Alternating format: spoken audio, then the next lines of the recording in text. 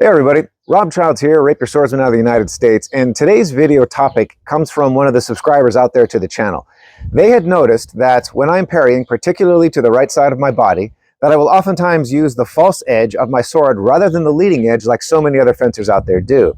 Now the reason for this is a couple of them, and they center mostly around speed and strength. Now, what I mean by strength, as many of us already know, if you've been fencing for a while, you have noticed that whenever you are moving your sword and parrying with the flat of the blade, there exists, though it be momentarily, there exists a moment of time when your opponent's weapon strikes yours along the flat that it creates a bend in your blade.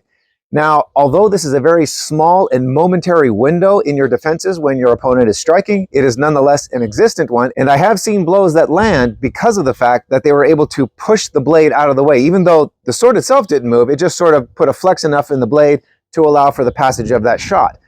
Now, for me, that is not acceptable. Even though it is a very small window, it is nonetheless a possibility that you could be struck that way.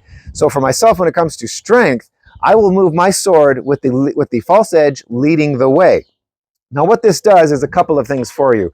One is that it makes sure that when you strike your opponent's weapon, that bend in the blade does not appear. Therefore, you don't create that momentary window that allows them to possibly strike you through your parry.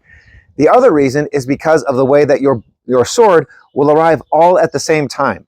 So when you are moving from one location to another with your sword at high velocity, if you are turning the flat of your blade in the direction of travel, then what you are going to do is you're going to create a bend in the blade as the blade travels. For me, this is unacceptable because what it does is that as I move from one location to another, that means my forte would arrive, then my mezzo, then so would my foible, all in that order. What it does though is it creates a window just a little bit, it's not long, it's maybe a fraction of a second, but it's a fraction of a second that I don't want to turn over to my opponent. So instead, when I move from that low parry into my high parry, I will do so with the trailing edge leading the way.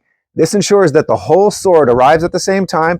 I've also found that it is a heck of a lot faster because of the fact that the whole sword will arrive at the same time. So for me, it comes down to that speed and that strength. And as a low guard fighter, the trailing edge is already sitting in a position that is ideally suited to moving in that upward direction. So that is why I use oftentimes, when defending that right side of my body, the trailing edge of my sword leads the way.